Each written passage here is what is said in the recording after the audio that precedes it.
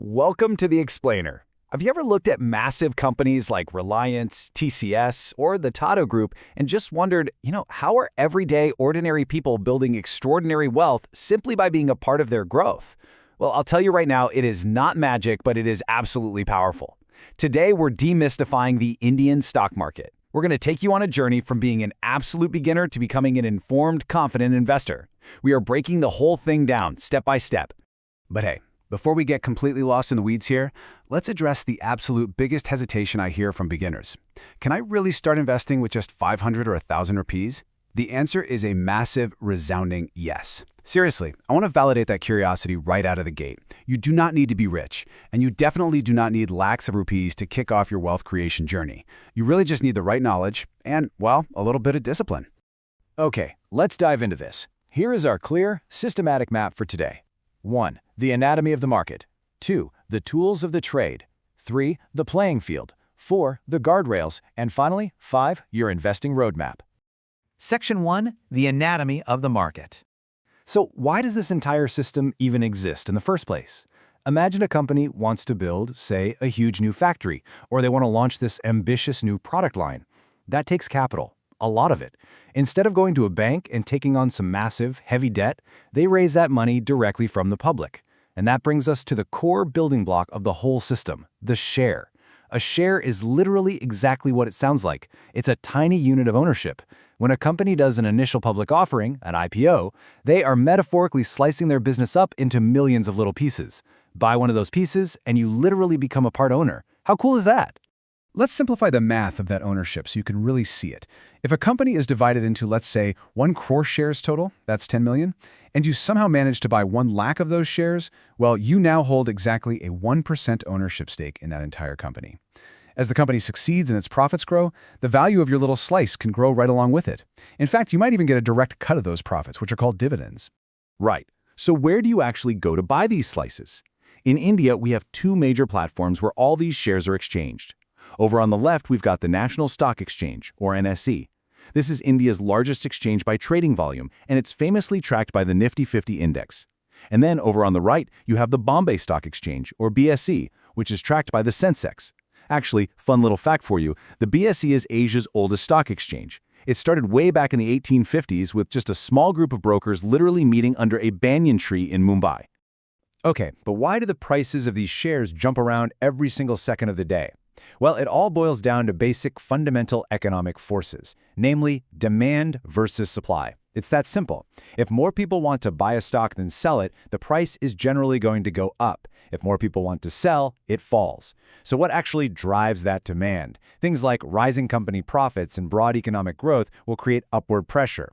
On the flip side, things like high inflation, changing interest rates, or, global uncertainty, those create downward pressure. Section 2. The tools of the trade, accounts and brokers. So the crucial point is, now that you know what shares are, how do you actually get your hands on them? For beginners, it is super important to distinguish between 2 completely different tools. First, you have your Demat account. Think of this as your digital locker. All it does is securely store your shares electronically. Your trading account, on the other hand, is the tool you actually use to actively buy and sell those shares on the exchange. Simply put, one stores, the other trades. You need both. Now, to open these accounts, you're going to need a stockbroker. They act as your middleman, your intermediary with the exchanges. And luckily, India has so many great options today. We're talking Zerodha, Grow, Angel One, Upstocks, plus all the traditional bank brokers. Most of them let you open both your Demat and trading accounts completely online in minutes. But before you just jump in and pick one, you should really compare them. Check out their brokerage charges, test how usable their app or platform is, make sure their customer support actually responds, and see what kind of research tools they offer you. Section 3. The playing field. Market participants. Whenever you log into your shiny new trading account, who exactly are you playing against out there? As a retail investor, that's us, the everyday individuals, you are sharing this massive market with some absolute financial heavyweights. We're talking about institutional investors, like big mutual funds and insurance companies. You've got foreign institutional investors pouring huge capital in from overseas, and domestic institutional investors too. Because these massive institutions are trading with frankly insane sums of money, their daily activities can significantly influence the direction of the market. With all these heavyweights in the ring, how do you actually navigate this playing field? Well, you have a few different paths. You can buy direct stocks, which, let's be honest, requires you doing some heavy, serious research. Or you can look at mutual funds, index funds, or exchange-traded funds, also known as ETFs. Listen, for absolute beginners, starting with index funds or professionally managed mutual funds is incredibly wise. Why? Because they offer built-in diversification right out of the gate. Your money is spread across multiple companies, which lowers your overall risk. And this brilliantly illustrates the next big question.